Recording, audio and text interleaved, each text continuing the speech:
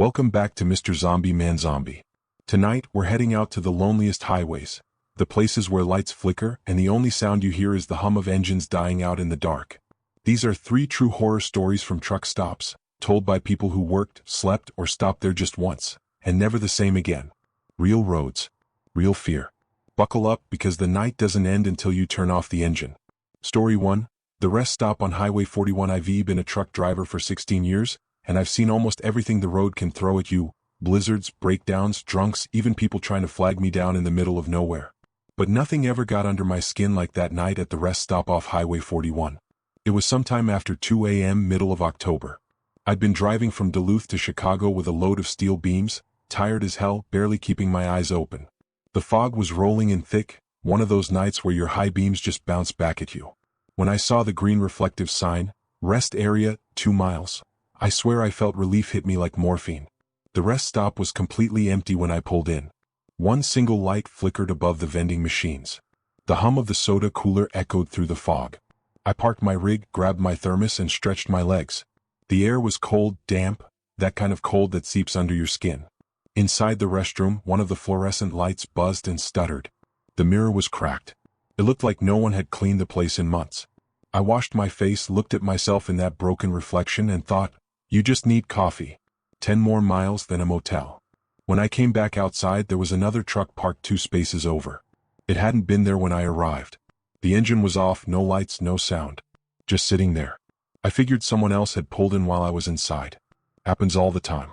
But as I walked past it, I noticed something strange. The driver's door was open about an inch. Just enough to creak when the wind pushed it. I looked inside, and the cab was empty. No driver. No bags. No phone. Just the smell of diesel and old cigarettes. I called out, "Hey, you all right?" Nothing. The fog had thickened so much that I couldn't even see my own headlights now. I climbed back into my truck and locked the doors. I turned on the interior light and sipped my coffee, trying not to think about it. Maybe the guy went to the restroom or he was sleeping in the back. 5 minutes passed. Then 10. Then 20. And that's when I saw movement, in my side mirror. A figure walked slowly past the back of the other truck. Too slow for a regular walk, like every step was deliberate. The figure stopped at the driver's door, the one that was slightly open, and just stood there. At first, I thought maybe the driver had just stepped out to check something. But the way that figure moved, slow, heavy, deliberate, made every hair on my arms rise. I leaned closer to the mirror. The light above the vending machines flickered again, throwing short bursts of pale light across the fog. Whoever it was stood right beside that open door. Not climbing in. Not moving away. Just standing. I turned off my cabin light so I could see better. My truck's engine idled quietly, and in that stillness, I swear I could hear faint breathing, too close, too steady to be my own. Then, as suddenly as it appeared, the figure turned its head. Slowly. Directly toward me. I froze. The fog distorted everything, but I could make out the shape of a man, tall, shoulders slightly hunched. No jacket, no reflective gear. Just a pale shirt that seemed to shimmer under the weak yellow light. He took a step toward my truck. My pulse hammered in my ears. I grabbed my flashlight, switched it on, and pointed it through the windshield. The beam cut through the fog, but the man was gone. Just gone. I turned off the flashlight and rubbed my eyes. Maybe the fog played tricks. Maybe I was overtired. But when I looked again, that other truck's driver's side door was now closed. And that wasn't even the strangest part. On the fogged window of my passenger side, someone had drawn a line.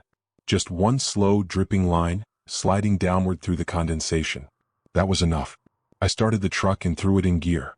As the wheels turned, I glanced at the other rig one last time. For a split second, the truck's headlights flashed on. They stayed on, bright and white, cutting through the fog directly into my mirrors, though there was still no one inside. I floored it down Highway 41, my heart beating against the seatbelt. It wasn't until I stopped at a way station 30 miles later that I realized something impossible. On the back of my rig, drawn through the thin layer of dirt and dust, was a single handprint. And it was smeared downward like someone had been hanging on, until they couldn't anymore. I told myself it was nothing. Just grime, rain streaks, something ordinary that looked wrong because I was exhausted. That's what I kept repeating while the highway blurred beneath my wheels. But I couldn't shake the feeling that I wasn't alone. Every time I glanced in the mirrors, I expected to see that same pale figure walking along the shoulder behind me.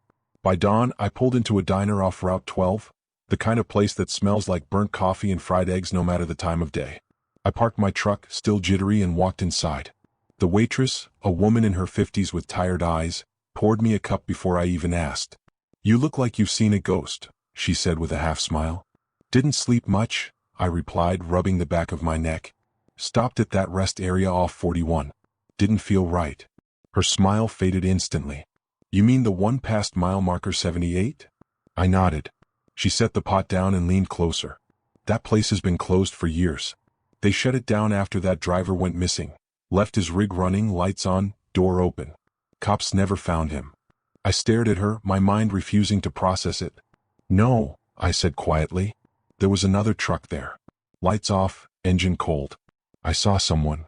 Her lips pressed tight like she'd heard this before. "You're not the first." The diner felt colder all of a sudden. I looked out the window at my rig. Sunlight glinted off the side mirror, and for a split second I thought I saw something behind my seat, just the shape of a head. When I blinked, it was gone. That was 3 years ago. I still drive the same routes, but I've never stopped at another rest area alone. And every time I wash my truck, no matter how hard I scrub, there's one handprint that always reappears, right on the back door. I don't even try to clean it anymore. Story 2, the gas station clerk. I was 22 when I took the night shift at a gas station just off the interstate. It wasn't supposed to be a long-term thing, just a job to cover bills until I found something better. The manager, a guy named Dennis, told me the same thing he probably told every new hire. Nights are quiet. Keep the register locked. Don't open the door after midnight. And if you hear knocking, just ignore it. It's probably kids messing around. The first few nights were uneventful. Drunks came in, a few truckers grabbed coffee, some travelers stopped to use a restroom. Nothing I couldn't handle. But on my 5th shift, around 2:30 in the morning, everything changed. It started when the lights above pump 3 began to flicker. They blink once, twice, then go dark completely. I sighed, wrote it down in the maintenance log, and stepped outside to check. The air was heavy. Fog rolling low across the parking lot, the kind that swallows sound. As I approached the pump, I noticed a car parked just beyond the lights. Old, beaten up, windows fogged over. No one inside. No engine running. But there was something strange. The driver's door was wide open. I called out, "Hello? We're closed tonight." No answer. I took another step closer. My shoes splashed in shallow puddles, and for a moment I could hear a faint noise, like someone whispering from inside the car. Just soft, steady murmurs, too low to make out words. When I leaned down to peek inside, the whispering stopped. The car was empty. No keys, no phone, no wallet, just a jacket draped over the seat, and the sleeve was still warm. I backed away slowly and went inside. Dennis's rule about ignoring knocks suddenly felt less like a joke and more like a warning. 10 minutes later, the automatic door sensor beeped. The sound was unmistakable, that beep the door made when someone broke the infrared beam. Only this time, the door didn't open. I looked up from the counter. The door was perfectly still, fog pressing against the glass from outside. For a moment, I thought maybe a bug flew past the sensor. It happens. But then it beeped again. And again. I walked out from behind the counter, every instinct in my body screaming not to. I pressed my face close to the glass, shielded my eyes from the glare inside. Through the fog, I could barely make out the gas pumps and that same empty car. Except now its headlights were on. No engine sound, no movement. Just 2 pale yellow lights burning through the mist, pointing straight at me. My hands were shaking when I picked up the store phone and dialed Dennis's number. He answered on the 3rd ring, voice groggy. "What is it, kid? You get robbed." "No," I said. "I think someone's out there." Car with the door open. Lights just came on. There was a pause. Then Dennis sighed. "Which pump?" 3. Silence. Then softer. "You locked the door?" "Yes." "Good. Listen carefully and don't open it. Just stay inside until sunrise. I'll call the sheriff if anything gets weird." "Wait, what do you mean if anything gets weird?" I asked, my voice cracking a little. But Dennis had already hung up. I looked back outside. The fog was thicker now, almost glowing in the headlights. I could still see the open car door, hanging like a dark mouth in the mist.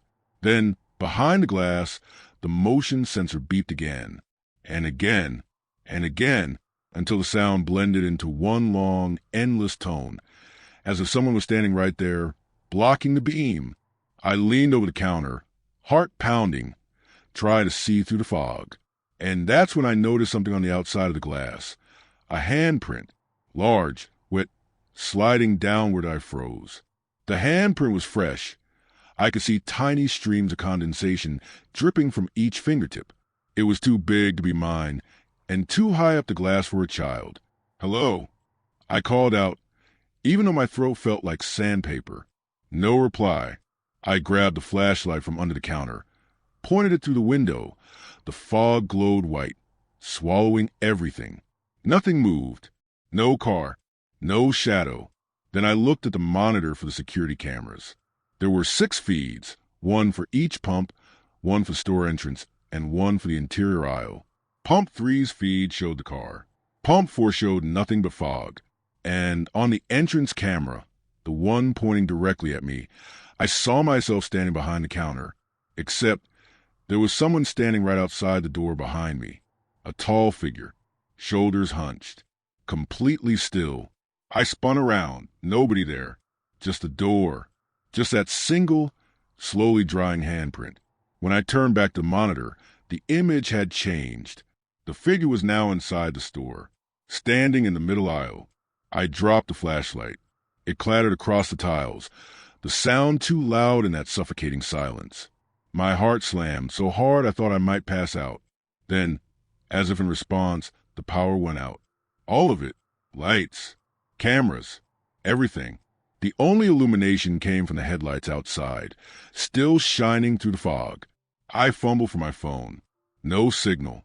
The landline was dead too. I crouched behind the counter, trying to stay quiet, forcing my breath to slow. After what felt like an hour, though it was probably 10 minutes, the lights flickered back to life. The car was gone. The fog had lifted. But in the middle of the floor, just where that figure had stood on the camera, was a folded receipt from the register. It read, "Paid. Pump 3, 2:37 a.m." Except no one had come in. No one had paid. And the register's time? 2:37 a.m. The exact minute the power had gone out. Story 3, the truck stop diner. I used to love night driving. The quiet roads, the hum of the engine, the way the world felt like it belonged only to those still awake after midnight. But that was before I stopped at the diner off exit 17, the one I'll never visit again. It was sometime around 3:15 a.m. when I pulled off a highway. I'd been driving for hours through rain and fog, my eyelids fighting to stay open, when I saw the glowing red neon sign. Open 24 hours. I figured a cup of coffee would save me. The diner was small, sitting between 2 gas stations, its parking lot half flooded from the storm. One old pickup truck was parked near the entrance. Its windows were fogged from the inside. When I walked in, the place looked empty except for a woman behind the counter. She was middle-aged, pale, and her smile didn't quite reach her eyes. "Coffee?" she asked. "Yeah," I said, shaking the rain from my jacket. She poured it silently and slid the cup toward me. No one else was there, no cook, no customers. Just the sound of rain hammering against the glass. As I sat there, I noticed something strange. On the far wall, there was a large mirror, but my reflection looked slightly off. The lighting, maybe. My face looked a shade paler, and my eyes, tired, hollow. Then I saw movement. In the reflection, behind me, someone was sitting at one of the corner booths. But when I turned around, the booth was empty. I froze, staring between the mirror and the booth. The woman didn't move, didn't even blink. "You okay?" she asked finally. I nodded, though my mouth had gone dry. Thought I saw someone. She didn't answer, just kept cleaning the same spot on the counter over and over. I looked at the window again. The pickup truck was still there, but the driver's door was open now. That's when the woman said quietly, almost like she was talking to herself, "You shouldn't be here this late." Her voice sent a chill straight through me. There wasn't anger in it, just warning, the kind you don't ignore. I looked back at her, but she wasn't looking at me anymore.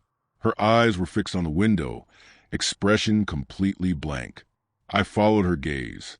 The rain had slowed, and under the flickering neon I saw the same pickup truck. Driver's door still wide open, but now a second door was swinging gently back and forth. "Someone's out there," I said. She didn't react, didn't even flinch, just whispered, "Don't go outside." My pulse quickened. "Is that your truck?" "No," she said flatly. "He parks there every night." That word, every, hit me wrong. I glanced around. The air smelled of bleach and burnt toast, the kind of scent that sticks in your throat. The woman finally looked back at me, and for the first time I noticed a faint tremor in her hands. "How long have you worked here?" I asked, trying to sound casual. "Long enough to know," she said, "that he comes when it rains." The lights flickered again. The hum of the refrigerator behind the counter stopped. Total silence. That's when I heard it. The sound of wet boots stepping onto the diner floor. Slow, heavy, measured steps. The floor squeaked near the entrance. I turned in my seat. Nobody there. Just muddy footprints leading from the open door toward the counter. They stopped about 5 feet away from the woman. She didn't move. Her eyes were wide, staring at something over my shoulder. I forced myself to turn around. Nothing. Just a reflection in the mirror again. Only this time, there was a man sitting in the booth behind me. I could see him clearly now. Dark jacket, soaked from rain, his face hidden under the shadow of a cap. But when I spun around again, the booth was still empty. The woman's hand trembled so hard she dropped the coffee pot. It shattered, scalding water spilling across the tiles. She whispered, "He doesn't like being seen." I stood up, heart pounding. The mirror still showed him sitting there, that same soaked figure with his head slightly tilted down, as if watching me. But the booth itself? Empty. I backed toward the counter. The woman was frozen, eyes fixed on the glass. Her lips moved, but the words were barely a breath. "Don't look at him. Don't turn your back." The lights flickered again, humming with that sick, electric buzz. Then the diner went dark for half a second, just long enough for my reflection to vanish. When the lights came back on, the booth was empty in both places. The woman exhaled shakily and whispered, "He's gone." But something about the way she said it, like a prayer more than relief, made me doubt it. I threw some cash on the counter and grabbed my jacket. My hands shook as I reached the door. The wind outside howled through the open pickup. Its engine was now running. The door swung once, then closed on its own. The woman's voice called after me, soft but urgent, "Don't look in the mirror again." I didn't reply, just ran for my truck. The rain started again, pounding the windshield. I turned the key, floored the gas, and didn't stop until I hit the highway. 5 minutes later, my phone buzzed with a text from an unknown number. It was a photo, grainy, dark. It showed me sitting in that diner booth, except in the reflection behind me. There were 2 of me. The next morning, I drove back to that exit in daylight, just to see. There was no diner, just an empty lot, overgrown with weeds and broken sign that still faintly read, "Open 24 hours."